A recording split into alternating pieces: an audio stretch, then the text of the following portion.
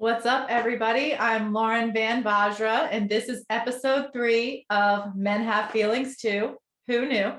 And today, our guest is Joe Burns. He was one of my favorite teachers from HMI, and he's actually a mentor of mine now. He has an awesome coaching company called Mind on Purpose. I'll say it again. He was like one of my most favorite teachers. He gave so much valuable information. And I'm so happy to have him on. Joe, would you like to tell us a little bit about what you do?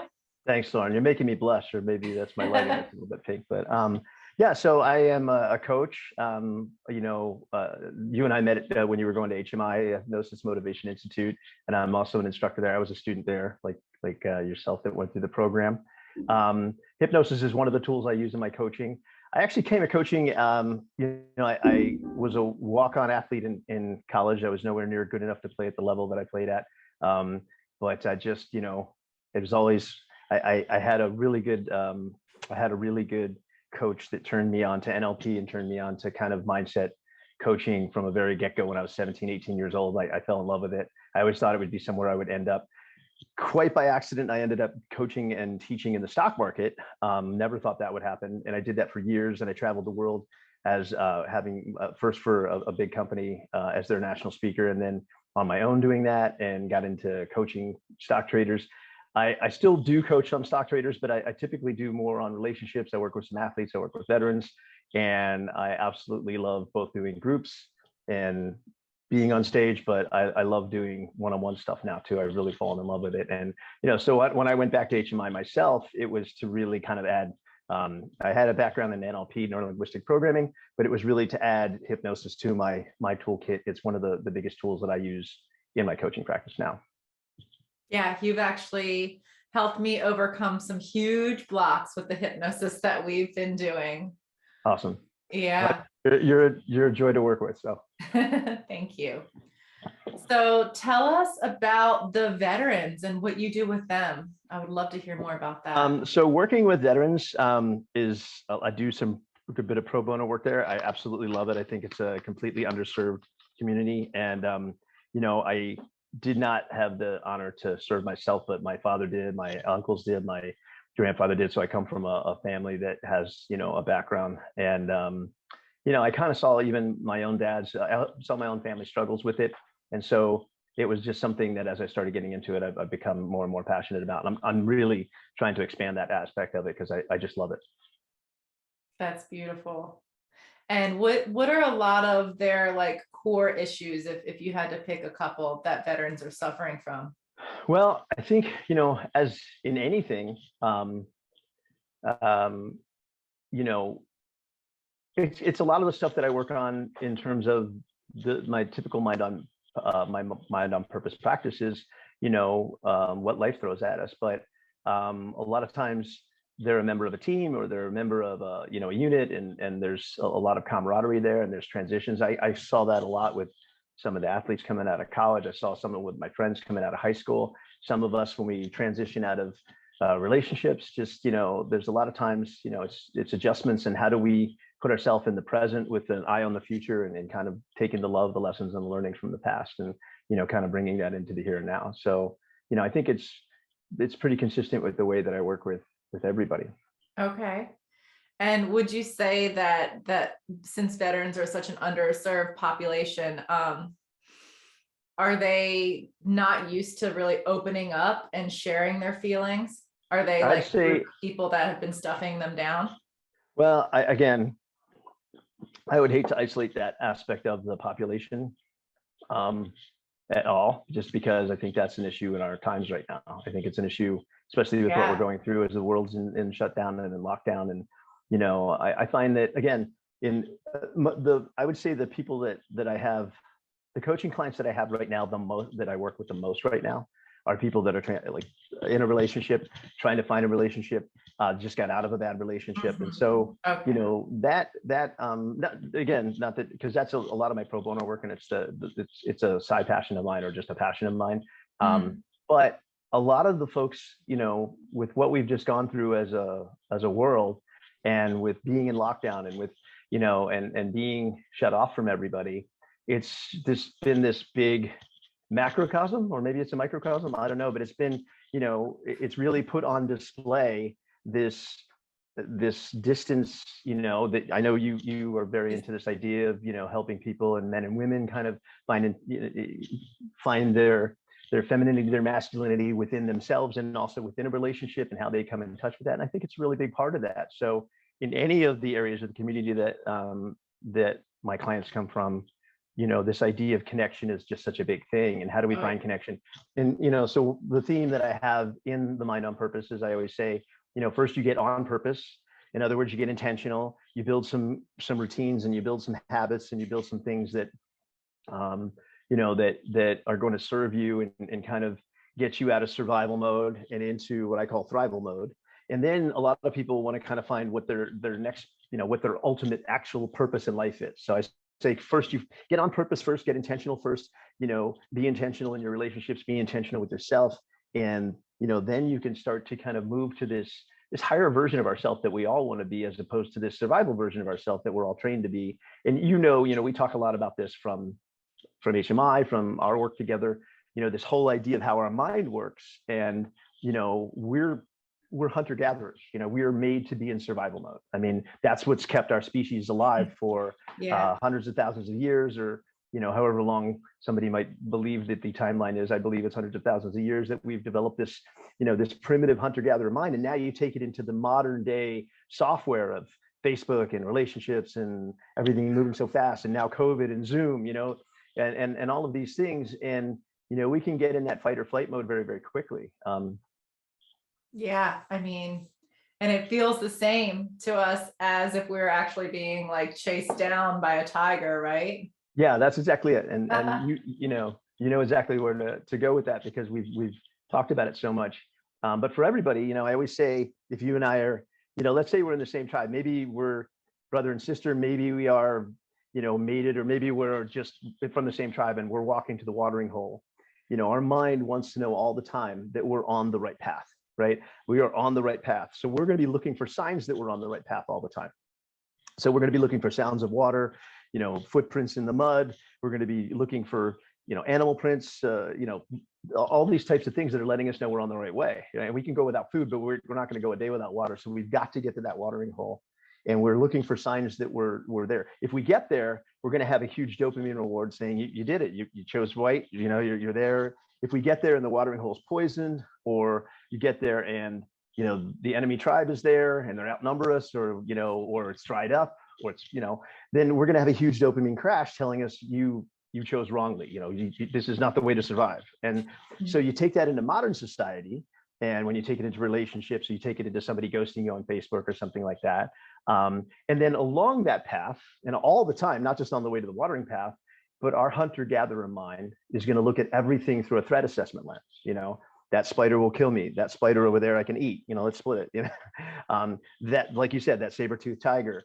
If we get to the watering hole, we want everything to be a certainty, right? And so we don't have time for the quantum, as Joe Dispenza talks about it. We don't have time for all these possibilities and things like that, because that survival mode has to very quickly discern if another tribe's coming up and it's just you and me.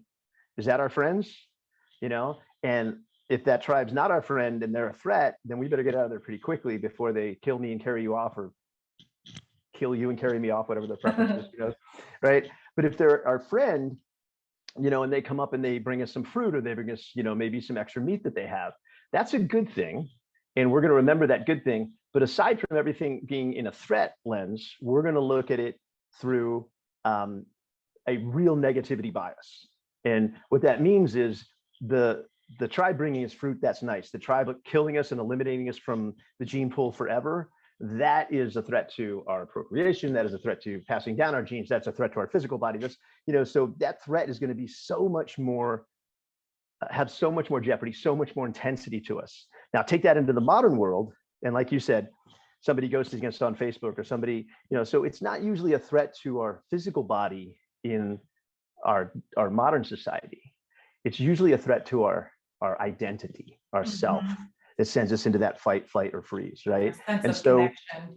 Yeah, and so we are always looking at this as this threat to ourself. And somebody ghosting you on Facebook versus somebody liking you on Facebook, or somebody dissing you, let's say, I'm just using Facebook as an example, but because it's Good so our example. modern site, maybe I should be using Instagram, shows LLM, but I use both. I mean, as the example. Bottom line is, they say that you need 20 likes for every dislike or every ghost because of that threat, because of that primitive brain, because of that. And so, helping people to understand that and then say, look, do we want to stay in that survival self?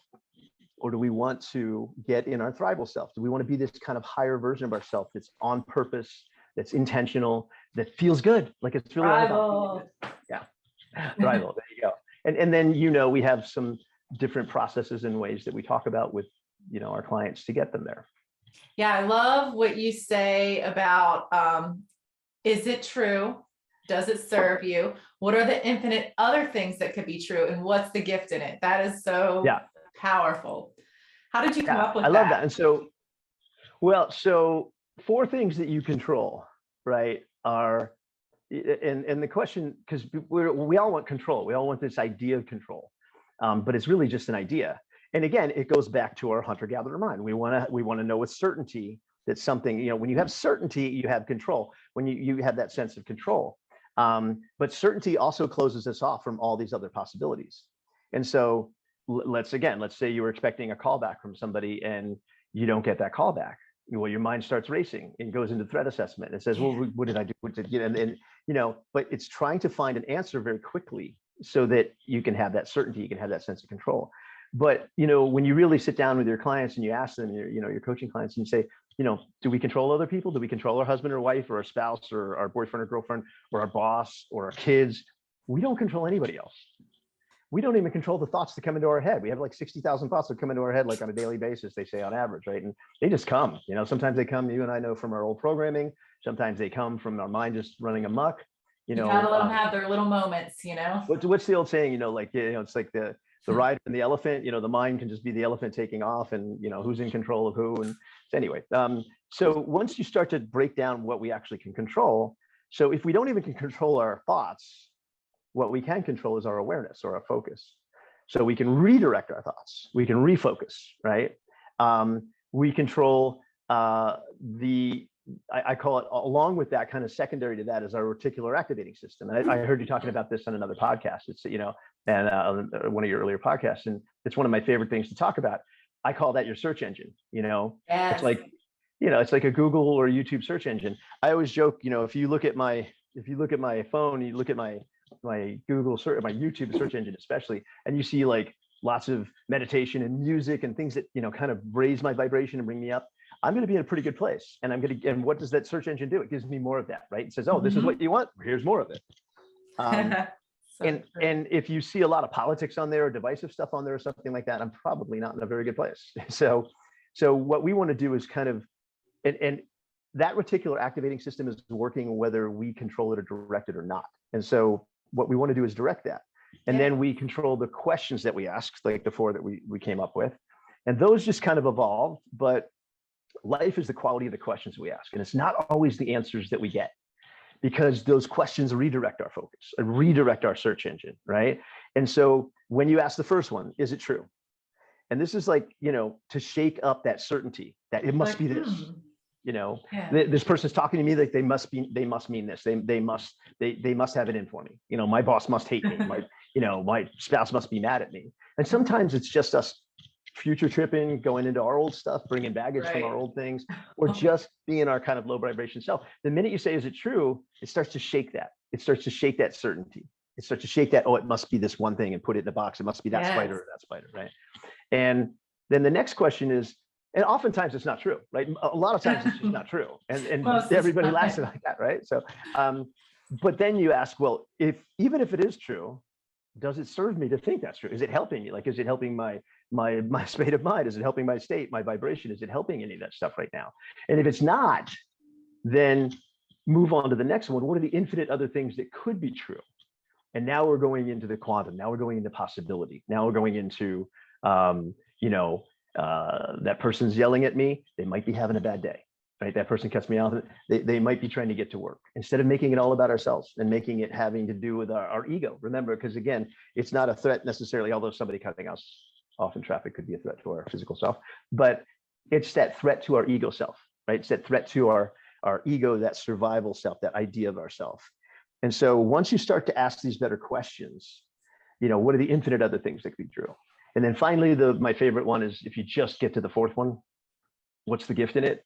Now you're not going back into that woe is me, that why, and so the why is a really interesting word. If you go why for your future, for like what you want, why you want to create a powerful practice and work with people, why you want that promotion, why you want $1 million, why. I mean, there could be a lot of things that you might want. When you get to that why looking forward, it's very powerful. When you ask why going backwards, it's usually, why is this always happening to me? It's very victim, it's very low vibration. Right? Yeah. And so when you start to say, what's the gift in it? And the example I use all the time is walking out and getting a parking ticket. I remember getting it and I was like, the temptation was like, all right, why is this always happening? Because I get a lot of parking tickets, right? But the minute I went, well, what's the gift in this? I had a smile on my face. I was starting to laugh. I was starting to giggle. I'm telling the story to you right now. Maybe that was worth the $70. I've told it at school a bunch of times. I told it to my clients. Maybe that's what it was. But it's not even about having the answer to it. It's about that question shifts you to the possible, shifts you to, and it shifts you out of the victim mode. It shifts you out of the. Pointed that out. Yeah. That you don't have to have the answer to it. You don't necessarily have to have the answer. It's not about the answers. It's about, because remember that particular activating system, our mind is a meaning making machine. It's an answer. Yeah, because if you're like, what's the gift? It's going to be like, oh, the gift. It could be. Oh, that's what because if you ask, why is this always that's where we're going. It's going to go back to your old programming and goes, because you're a forgetful loser, and that's not the answer. That's not serving us, right? But the minute you say, well, what's the gift in this? You're shifting from the problem to potential solutions. You're training your brain to start looking for solutions versus going back into victim mode or going back into like, why does this always happen to me? What the hell? Why did they give me a ticket? Yeah. Why is it always me? So you talk a lot about tribe and community, like when you use your metaphors.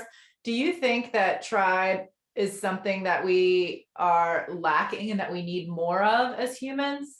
Yeah, we were raised to be around, 30 to 50 people and have that as, kind of, so when it gets too much bigger than that, it can be, very disassociative. And when we get too small and too intimate. And again, let's say, I haven't found a perfect analogy for this one. Maybe you can help me out, but, let's say that, the enemy tribe comes up and it is the watering hole, and you and I run away and we don't defend it. It's our watering hole. And we come back to our tribe and they take it wrong. And they're like, oh, you didn't even try to defend it. And they kick us out. We're not going to survive very long out in the savannah, just the two of us. Certainly not just the one of us or even the two of us.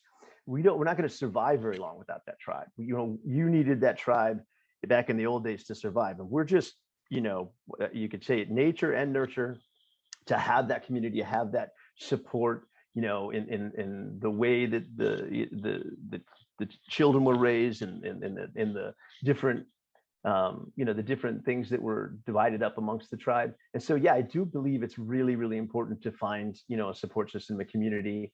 And then I think you have that smaller one that you and I have talked about in the past. It's like you get that board of directors, where like these are your, these are the tribal elders, if you will, like in terms of what you're trying to do, So I believe that's really, really important.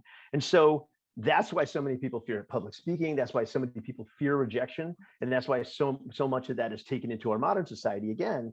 And that's why, now we have these social media, and we have things coming at us so fast that can dissociate us, make us feel very, very separate, even though you and I are talking across the country and we can be right here in each other's offices and right here, it feels like almost like we could reach out and touch each other. Yeah. So the technology is phenomenal, but we want to use that technology to get that community versus, let technology separate us from everybody else and make us feel separate and make us feel, it could go either way. It depends on how you use it. Yeah, I always say, let's use technology instead of having it use us. Yeah. Well, speaking of that, what do you think about the metaverse coming up? Right. You feel really old, like get off my lawn. I love social media in many aspects, and it frustrates me in others, and I try to help people negotiate it and get into it. Yeah, this idea of buying $1 million properties in cyberspace and Dude, on right? cyber Mars. Yeah, Did you hear somebody paid $400,000 to buy a house in the metaverse next to Snoop Dogg? well, I do. Well, here's the thing, and I had a friend that did a little homework on this because she was trying to kind of find out and investigate and just see if there's an opportunity in these things. I thought it was really, she had a really healthy kind of attitude looking into it. But what she found in her, and again, I am not speaking as an expert in the metaverse or in these types of or NFTs. But she said what does come along with a lot of these things is a community. So in other words, you might be buying access. And again, we can get into access to stars or access to, whether or not this is really somebody you want access to, compared to having those 30, 50 really good friends and good people and good, In the real world. are they really your friends? Are they really, is it really a community? But I guess that's probably a lot of what people think they're paying for as well. It's not that they're living in cyberspace next to stupids, that might come with some events, and that might come with some access. And I guess some of these people that are doing these things have lunches with these things. But I don't want to get too deep on it because it's just definitely not something I understand. But the minute she said that, to your point, the minute she said that, then I went, oh, well, if it comes with some kind of community, okay.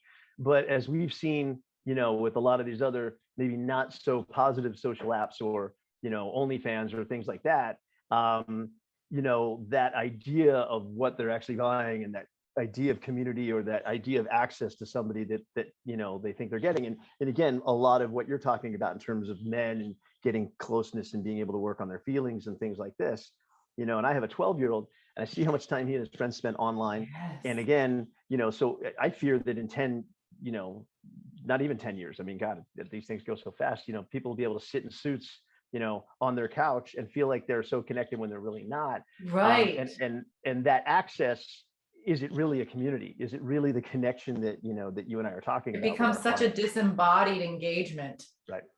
Yeah. It's like, why even have our bodies anymore? Yeah. And so, if you're using Facebook to stay in touch with your family and your friends, and you really are engaging with people on there and everything, it could be a really positive thing. If you think you're paying for access, whether it's through an NFT or through OnlyFans or through something like that, and you think that you're really, that's like the guy that goes to the strip club and is spending money going, this person really, really, really likes me. They really, really, really love me, and then the money dries up and they're, why did they leave me? Get out of here now. So it can be very disillusioning. So and really at the base of that is connection. Everybody is just looking for connection when, I mean, it doesn't have to be in the metaverse. Why can't it just be here? Why can't it be in this beautiful freaking universe that we have here in nature, and just really just seeing each other for who we are, not our avatars, and loving each other for the good things, the messy things, and being human. Isn't that what we came here to do? Yeah, exactly. And I think that's why I use words like tribe and getting back to like that hunter-gatherer mind and how it works, and kind of within that. And again, the fact that you and I are talking on Zoom, the fact that I had family all around the country getting together for holidays when we couldn't get together in person as much, and all in little Zoom boxes, and it was it wasn't the same as getting a hug. I went out to speaking of, I might get arrested for this in Los Angeles, I don't know, because I'm here in Los Angeles. But I went to a friend's improv class the other night, and he did phenomenal, by the way. He was amazing. He's a younger guy that I've been friends with for a long time. And it was their first kind of in-person, and everybody had to wear masks once they got into the place, but then there were no masks. It was very confusing. And then afterwards, one of the performers came up, this young gal. She was phenomenal. And my friend Chris introduced me, and she gave me a hug. And I was like, oh my gosh, like I've hugged some family members and a few, but and I played her. There's a great video by that's been turned into a short film, and other people have copied by Dave Matthews Every Day. And I just watched it that day about this guy goes out and he just starts trying to give away free hugs. And at first he's like really, rejected. And then eventually it catches a roll and then everybody's hugging each other. She gave me a hug. And I'm like, oh my gosh, that's like the best thing that's happened to me in a long, long time. Just a nice, friendly hug. In the time of everybody being so afraid of each other and social distancing. And I said, you're another hug, and pretty soon all five of us hugged, and then we went another round just for good. And it was just amazing. It was just amazing to have that connection with one person I knew very well and all these other people that I just met. And to your point, that connection, it's what we're looking for. And so, how do we find that? How do we find it in quality? How do we offer that? So one of the big things that, I coach is it starts with us. It starts with our vibration. It starts with raising our vibration, coming up with a morning practice that kind of gets in a good relationship with yourself. So you're waking up, you're meditating, you're doing a little breath work. I call it Gaia. And you think waking up, you helped me with very much, by the way. I'm getting up at 5 now. Wow, there you go. And that was so fast, right? Like it was pretty quick to coming into a morning routine. And then all of a sudden you're looking forward to getting up, and you're getting better rest at the end of the day. And so the Gaia that we came up with, right, and that is GAIA, right? Mother Earth, think Gaia, Mother Earth, getting grounded right away, getting in that kind of thrival self, that higher vibration self. There's so many things you can do. You can dance. You can. I love dancing. I have some friends that get up and they do like 80s music while they're getting ready for work. I dance too in the morning. Just a couple. Love it. It doesn't have to be 80s music, but there's that, whatever's your music. And in music in general is very high vibration. But the first thing in the morning is gratitude. And you and I have talked about this from school. All of the folks that go to HMI, one of the big things that we talk about, if you ever listen to Joe Dispenza, he talks about it. You are very hypnoidal in the morning and hypnagogical. And so you're coming out of that deep delta sleep. You're very suggestible in the morning. And what most people do is they reach for their phones. They reach to see how many likes they had. They reach to see if somebody reached out to them, or they get on social media, or they get on, something maybe not so positive on YouTube. If you get on that, get on and put on a meditation app, or get on and put on some music, and basically, I have 2 of those too, just in case. So I've got them in lockdown up there. But dogs, everybody we're talking about. So, that idea of getting in high vibration, and one of the best ways to do that is gratitude. So I say, get in a gratitude practice. That's the G. Align with whatever that high vibration is, whether you're doing breath work, you're doing yoga, you're working out, you're just coming straight from your gratitude practice. Align with that. Like say, okay, this is who I want to be all day long. This is me intentional. This is like, and then set that intention. And I have a little mantra. I have everybody that I work with come up with like a little mantra, but I have a little mantra. It's like, I want to be this high vibration to me all day long. Everybody's invited to dance in that vortex because nobody's taking energy from me. That's, when you and I get done our sessions, when I get done my sessions with people, it's like, I leave just as high vibration. Like we both raised each other's vibration. Yeah, doing sessions lights me up. Yeah, and me too, because it just goes great, and it's this dance. So nobody's taking vibration from me unless I lower my vibration. So I just say, like, I'm going to stay up here all day long. I hope everybody leaves feeling better about themselves, and I feel better about myself, but I don't want to lower that vibration for anybody, because then I'm kind of jumping into that stress pool with them, and I always use that example that I've told you before. I lifeguarded when I was 15, and it taught me, they said, don't jump in until you try and pull somebody out first, try everything before you jump in. Otherwise you have 2 drowning people, and then we have to jump in and save the both of you. So gratitude, align with that, set that intention for the day, and then just be aware all day long. Just be aware of like how that works, and then have an evening practice. And, the main thing of the evening practice is you can go back to gratitude again, but everybody stays in their to-do list at the end of the day. We're going to die with a to-do list, right? We're ambitious people. We're going to die with places we didn't get to go to, and people we didn't get to see. It's just too big of a world, and there's just too much that we want to do. We'll die with a to-do list. That's fine. Ever expanding. Yeah. Ever expanding. It's always, because the minute you check it off, it's just, and it could be a treadmill. And so one of the guys I was working with this morning, the minute I gave him this one thing, it was like his first session. The minute I said, that night, I want you to work on your to-do list. I want you to, and he's like, what is that? And I said, give your to-do list up. He's like, yeah, right. As I'm going into the day, I'm like doing this. And as I'm trying to sleep, I'm like finding something else. I'm like, yeah, how do you shut down and get into sleep when you're still outside of yourself trying to do more right up until you go to sleep? So that to-do list is giving yourself credit for everything you did that day, even the small things. Because the other thing is, the way we're raised, we're just not built to give ourselves credit, to give ourselves a pat on the back. We're not built to, to kind of. We're getting there, I think. We're getting there. I think we're getting better at training, but we didn't have that growing up. And I had great parents. I had amazing parents. It's just not in society and culture just didn't. Yeah, growing up, it was like selfish to take care of yourself. Right. And I had a mentor that gave me this great little saying: self-care is not selfish. Yeah, it's not. At all. And so that to-do list starts to give yourself credit. It starts to build this habit of giving yourself credit, so that as you the next day when you want to get something done and you're not sure, I don't know if I feel like working out today. Well, I can't wait to give myself credit, get it on my to-do list tonight. And it starts to build new habits and new patterns for our subconscious mind. Heck yeah. Yeah, you had me doing the to-done list for what it's like the mental bank. It's exactly, I got it from our school's mental bank. Dr. Mhm. Kappas, that was the founder of HMI. He has this fantastic, and he takes into detail, and I invite everybody, you can actually go on YouTube and there's you just put in mental bank and you see George Kappas teaching it, his son, who's the director now, and is just a phenomenal teacher. And you can actually, I'm pretty sure that those are available on YouTube for free. Certainly any of the, the students that we know that are going to be listening to that, a lot of them start employing the mental bank. It's almost like a mini mental bank that I just give to people without having to like turn them on to the whole thing. And then what I do eventually want to move them to.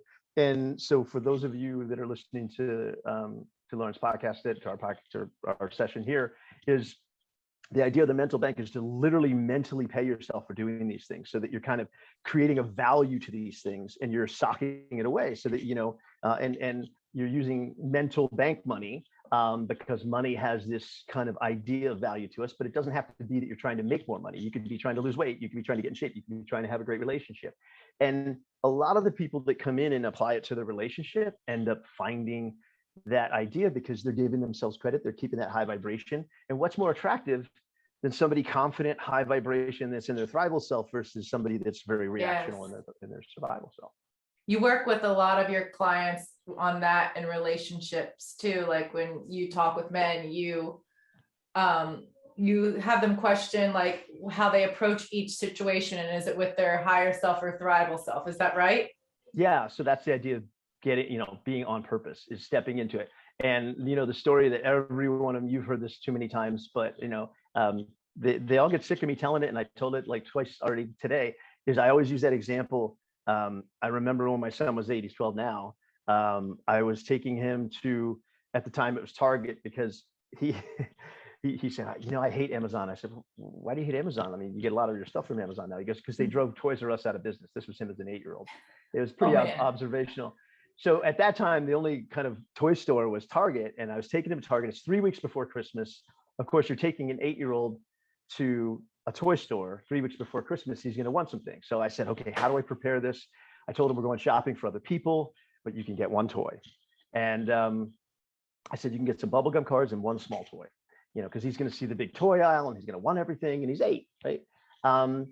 And so I was so on purpose. I was so prepared. And now I wish I was always this dad in this story that I'm about to tell you, because I can often be reactional and often not on purpose, just like any other human being. But this was me just kind of getting it. So we get there. I get him his bubblegum cards right away, his baseball cards, because I promised that. We're doing some other shopping. He kind of veers us to the toy. I said, okay, great. So we go there and he sees these little Halo figures that he loves.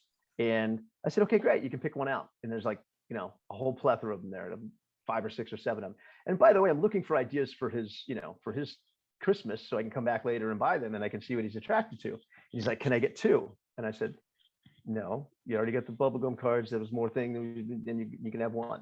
And he just starts going through like an 8-year-old does, well, I can't choose. And what if it's not here later? And then it gets worse. And I was so proud of the way I dealt with it, Lauren. This is why I tell the story all the time, is because this was just me at my higher self. I was like, no, I love you. I understand what you're trying to do. I'm not crazy about it. Like, and eventually it was like, I don't approve of it, but I love you. And I understand you're testing the boundaries, but I'm in charge. I got this. So pick one out. Let's keep going. Then the waterworks start. Then it's like, I don't even want any of them, and then he's practically, his head's spinning around, and he's having a conniption in the aisle of, the Halo aisle of Target.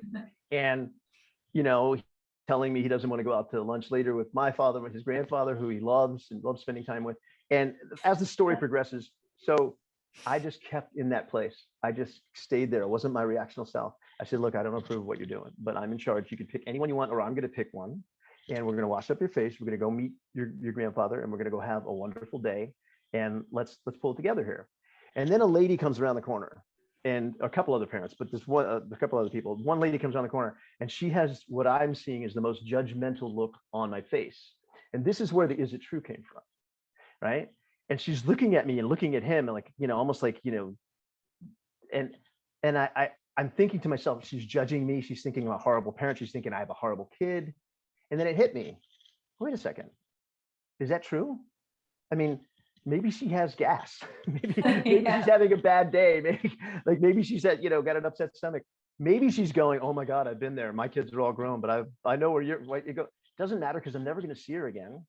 Now, the closer we are to people, the tougher it is to ask that question. I'm never going to see her again. So it was really easy to be back on purpose with that. But it was this lesson of like, is it true? Does it serve me to think that's true? No. What's the infinite other things can be true? She could have gas. She could have all these, right? And then what's the gift in it? The gift in it is I get to stay up here no matter what. I'm not going to jump down to her level or to my son's level. And it was amazing. Learn 15 minutes later, he goes from being like an 8-year-old to acting like a 2-year-old. Goes in, washes his face, comes out, and 15 minutes later, all of a sudden he's like a 20-year-old. He goes, hey, Dad, I don't know who that guy was. I'm really, really grateful. And I'm just looking forward to having a great time because I cut that up here, right? And so I tell that story so that when, somebody that's dealing with their ex or somebody that's dealing with where they share kids and they have to be in a situation. And again, the closer we are to somebody, the more that charge. The closer that spider is to us on the way to the watering hole, the more there's jeopardy, right? If that spider's way over there and you and I are walking, we're like, okay, let's just make sure it doesn't come closer. That saber-tooth tiger's way over there, it's not looking at us. Okay, let's just stay on guard. But if it's right here, if we're close to somebody, if it's somebody we're in a relationship with or have an ex relationship with where they share kids or they have to be involved in co-parenting or things like that, there's so much jeopardy to that it takes us back in that survival self very quickly. So the idea of being on purpose in those situations that you brought up, I always say, be the parent in the toy store. And because we're all that 8-year-old, we've all been that 8-year-old. And if that 8-year-old is your ex and you jump down to being an 8-year-old, now you have 2 8-year-olds. Right. I like and that. we know how that goes, right? It doesn't go great. How that goes. So, it never does. That's where those questions come from. It's to create that space for ourselves. It's to create that space to go like, wait a second. Whew, I'm getting triggered here. That great word that we have these days, right? I'm getting really triggered here. How do I stay up here in this survival mode and just keep that boundary, and make that, make that something that we're proud of how we dealt with that. I'm very proud of how I dealt with it. So I tell that story all the time, right? If I told you the story about how I dealt with my 12-year-old, a month ago when something came up, it might not be that case because I can get reactional too. But these tools are to get reactional. And then we use the hypnosis at the end of sessions to kind of lock in these things, to kind of keep that vibration going, to change some of those old programs that were so easy to slip into in our relationships because they were handed to us by our parents. They're handed to us. Those are the familiar things that we know. We call them the knowns, right? That familiarity, our brain always wants to go back to in survival mode. Yes, right? you're actually going into what I wanted to bring up. Sorry. So you were talking about 8-year-olds and hypnosis. I really love your phone analogy about the subconscious mind. Would you mind sharing that? Yeah. So up until, again, to go back to that 8-9-year-old. So up until that 8-9, we're hyper learners. And again, if you look at it kind of just through the evolutionary lens, all the other mammals out there hit the ground running. A little gazelle's got to pretty much hit the ground running. Now, yeah, it's not up to speed quite yet, but it's got to hit the ground running or it's going to get eaten. Most other mammals, of mammals, we're helpless and hopeless for the longest time. And this also has a lot to do with how, I don't know if we'll have time to get into it today, maybe another session, but how we deal with relationships and how we learn. I can get into a little bit. We learn from that, typically that primary, that mother, because that's survival, right? For the longest time, for years, that's our survival. And so we are just a sponge up until that 8-9 years old. We are just completely in hypnosis all the time. We're learning. That's why we have imaginary friends. That's why our, you can read them storybooks and they're just absolutely enthralled with it. And so this idea of up until 8 or 9, we're just picking up from our parents, but especially from our mothers. We're picking up those things that how they learn, how they interpret the world, because that's survival for us, right? And so we're going to pick up knowns and unknowns. And, a lot of times that's put in the way that we teach it at school as pluses and minuses. And I always say those are not positives or negatives. Those are knowns and unknowns, things we're drawn to, the familiar, on things we're not drawn to, that's unfamiliar, because again, that is anti-survival. So that might be something that's actually quite negative. In other words, I work with some women that have had trauma, and I was They gonna they say. were they were hit as kids. They were hit in relationships, and they want healthy, wholesome But they relationships. don't know what that is. They don't know what that is, and that's not familiar to them. And so their Right. subconscious programming is going to constantly take them to what's familiar, and they're going to repeat those And patterns the over and reticular over. activation isn't going to know how to look for it. Exactly, because it's that preset. I love it. I Yeah. love the way you put that. And so they get to that point now, and so what happens is around 8 or 9, we start to develop what we call the critical mind. And the critical mind is really appropriately named because it's critical, it's vital. One definition for critical has to happen. I have a beautiful cousin with Down syndrome, and he's just never kind of developed that, that critical factor, that critical mind. So it's the critical mind is not necessarily the critical factor, but it's part of it. And then it's critical in that it critiques things. So if I told you that the sky's bluer, they're like more purple than my background outside, you'd be going, oh, have I seen a purple sky before? Maybe at sunset. Do I trust this guy? Is he just joshing? Is he playing with? So it's critiquing this, right? But then the biggest thing is it becomes our own worst critic. So it becomes my friend Joe, one of the other instructors, Tabanella at HMI, always says like that parrot on your shoulder. It's like, I'm going to work out today. It's like, no, you're not. But here's the thing. Here's the thing is once you realize that it works for you, that it's not really trying to critique you. It's almost like that overbearing mom. It's like not really trying to hurt you. It's just trying to keep you from being disappointed. It's trying to keep you from being a little disappointed kid. And I always like to use that example of a bouncer or, let's say a hostess at a restaurant. You give the bouncer real, two simple things. They're guarding the VIP room. You tell them, don't let anybody in that you don't know or that's not on the list. And so what happens is that woman that's in the abusive relationship says, I want a loving, connecting relationship. And so she brings that idea to the bouncer, to the critical mind, and it goes, wait a second, let me see here. I don't recognize you. You look a little bit like a little girl that hired me when you were like 8, but you're not on the list.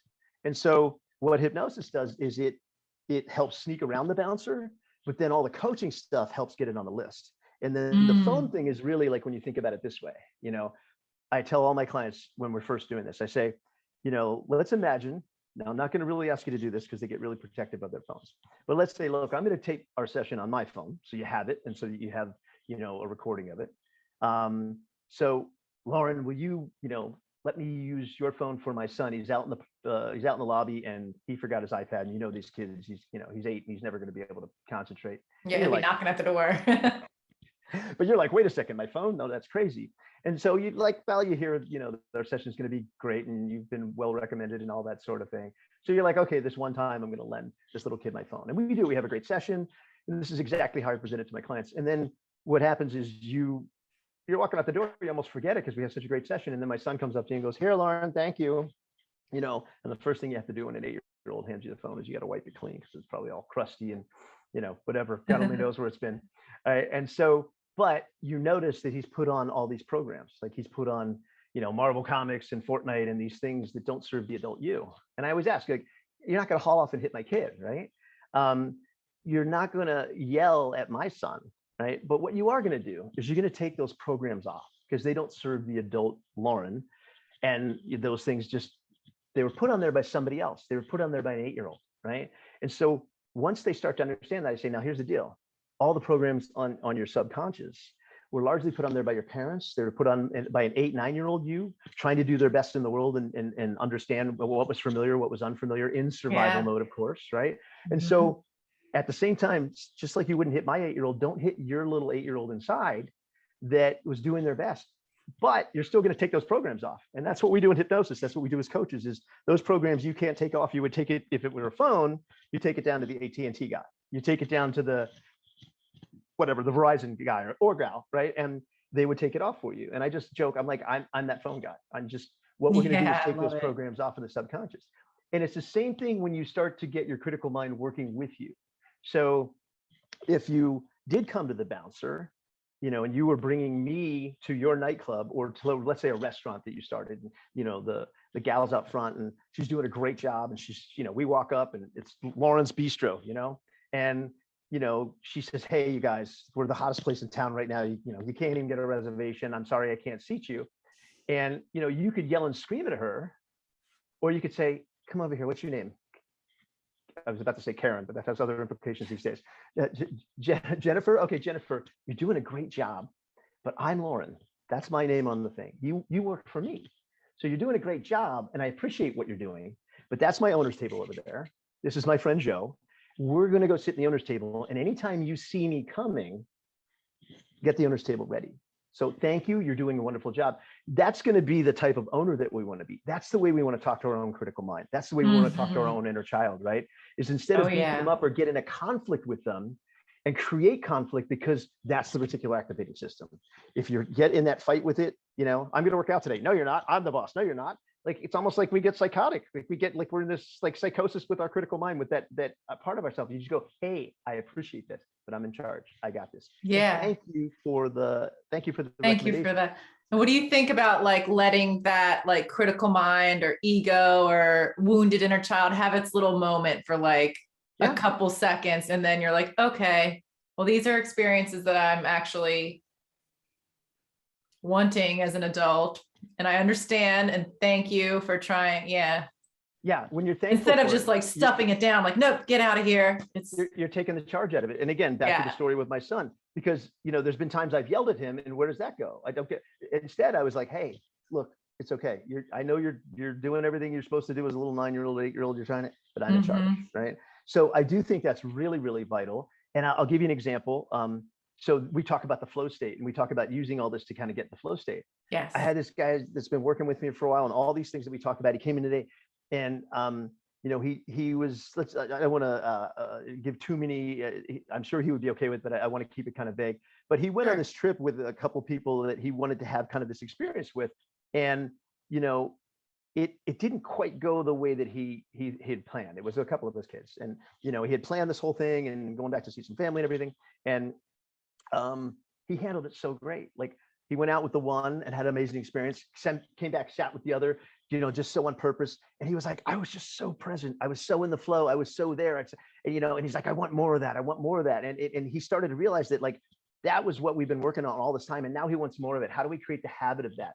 And that goes back to those questions. And he said, when it first happened, I started going back into my old, oh, well, this means this, and this means this, and this means this. Yeah. And without even knowing he was going through the 4 questions, that it took us some time to kind of have it ingrained in him. He was going through them like that. He was just going through them right away. He's like, nope, this is not how I want to feel. I want to be present. I want to be on purpose. I want to be my higher self, because he just likes the feeling of it so much. That's the drive. Yes. And when we get addicted to that in a good way, then we want more of that, more of that, more of that. And this is the idea of being mindful. Mindful is not always like the yogis up in the Himalayas where they're sitting there for 10 hours, chanting. We none of us, well, I can't say none of us, maybe you want to go do that for a little bit, but that's not our real life right now. That's not what we're talking about. But what he's experienced is that waking mindful, that moving mindfulness of being aware on purpose. That's the idea of being on purpose. And now wanting more of it, he's like, how do I get more of it? Can I get it on purpose? I'm like, let's break this down. How did you get there? Because you said you normally would have done this, but instead you did this. He was the parent in the toy store. He was on purpose. He was, and the last little thing I'll add on this, that if we have some time we can get to, is the idea between attachment and commitment.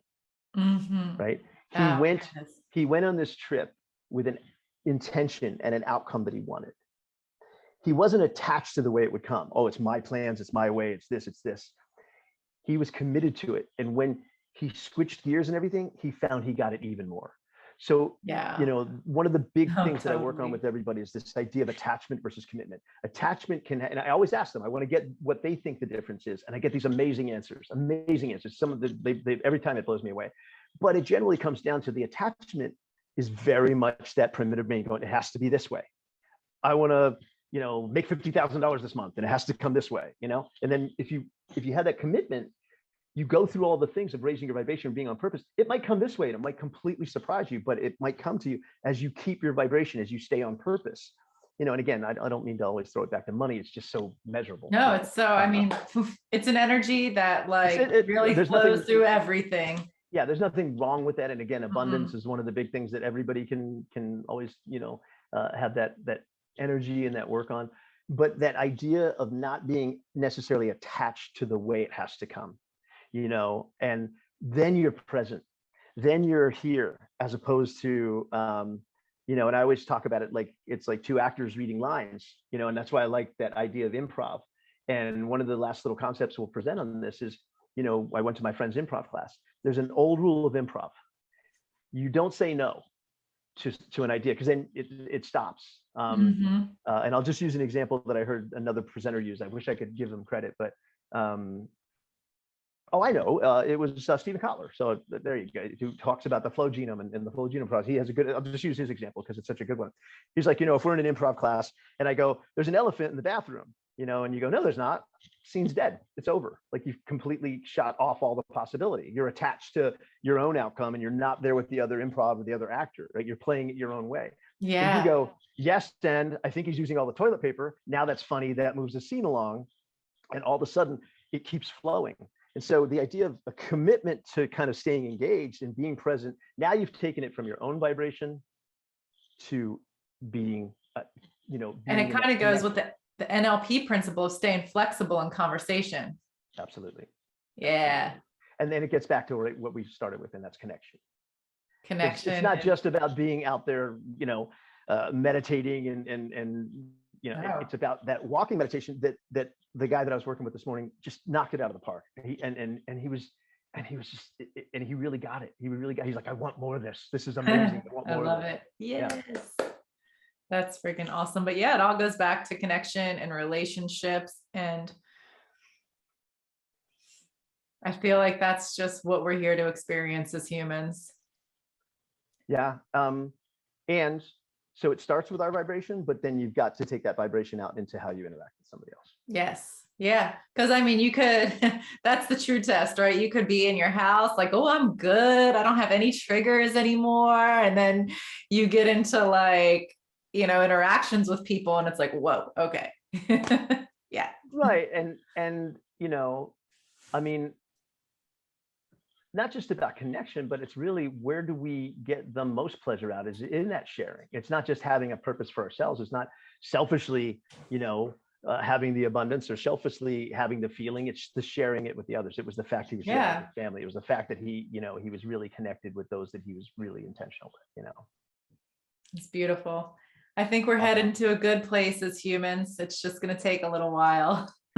Yeah. And, that's a great place to put our reticular activating system. So I love the way you put that, because we could focus on, what we focus on is what we're going to get more of. And so, you're a light worker, and we've got to continue to present that. And I just love the work that you're doing and the way you're bringing this out. I was, again, just so honored to be here today. It was really amazing.